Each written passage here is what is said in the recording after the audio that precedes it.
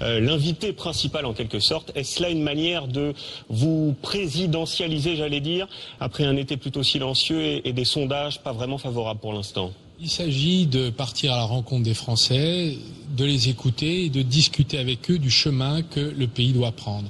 Le débat des primaires, où des millions de Français qui ne sont pas dans les partis politiques vont pouvoir voter, il suffit d'être inscrit sur ces listes électorales de sa commune, est un débat d'orientation. Si la gauche l'emporte, quels seront les choix que nous donnerons au pays?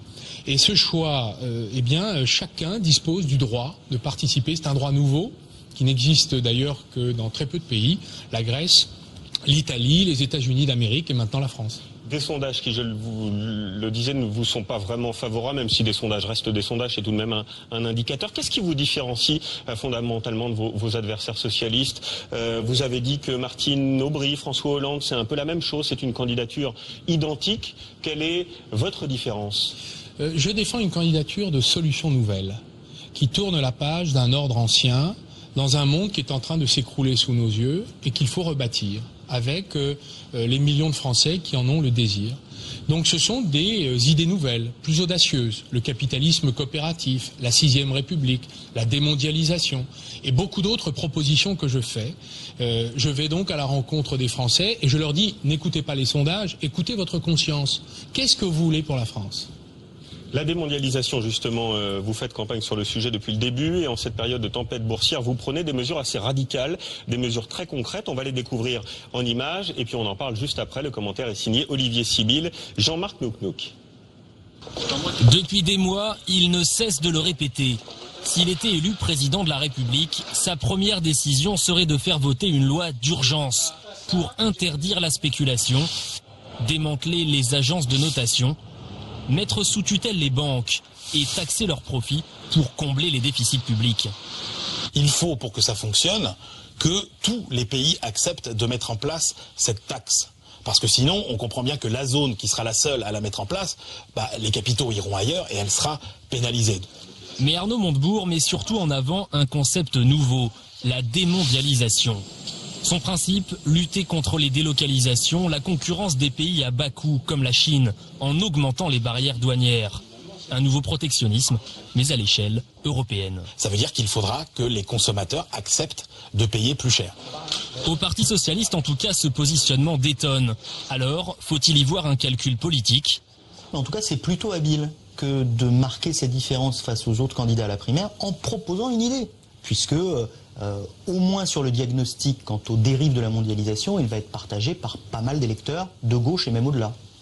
Question, ce positionnement suffira-t-il à faire la différence avec ses adversaires socialistes? Pour l'instant, les Français, eux, semblent encore réservés.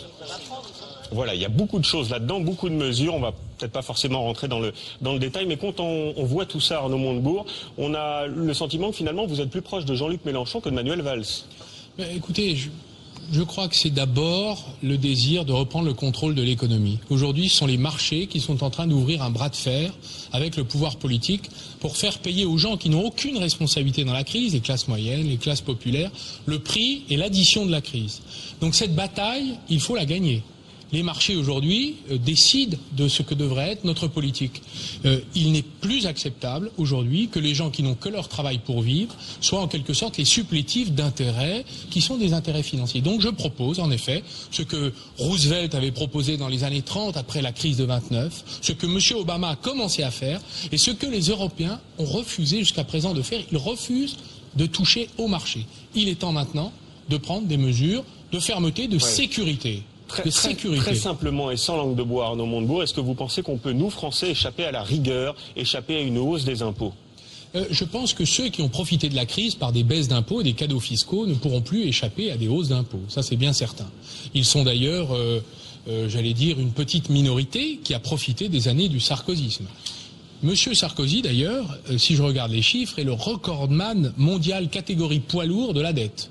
car entre son arrivée au pouvoir il y a presque 10 ans et aujourd'hui, la dette est passée de 59% de la richesse nationale à 83%. C'est une augmentation de 24%. Avec la crise qui est passée par là tout de même. Oui, remarquez, quand il était ministre du budget, là il n'y avait pas la crise, c'était la croissance. Entre 93 et 95, là ça a augmenté de 16%. Alors, un mot pour terminer sur cette fameuse règle d'or qui vise à l'équilibre budgétaire. Ça existe en Allemagne depuis 2009. Ça marche plutôt bien là-bas. Pourquoi les socialistes y sont opposés? D'abord, la règle d'or, elle existe. C'est le pacte de stabilité du traité de Maastricht qui interdit de faire des déficits. Lorsque il y a eu les années de croissance, on n'a jamais appliqué cette règle d'or de bon sens qui existe. Pourquoi voudriez-vous que nous décidions subitement, alors que nous n'avons pas aujourd'hui de disponibilité, que les États sont désargentés, que la population n'a plus de pouvoir d'achat, qu'on fasse des ponctions considérables sur la population, alors que ça n'a jamais marché en période de croissance, on devrait le faire en période de crise. Les socialistes voteront contre, quoi qu'il arrive. Dans la mesure où cela risquerait d'aggraver l'endettement du pays, car lorsque vous tuez la croissance, eh bien, vous augmentez finalement les difficultés pour rembourser la dette. Merci Arnaud Montebourg d'avoir été ce soir notre invité. Merci. Le sport à présent avec le rugby, deuxième et dernier match test.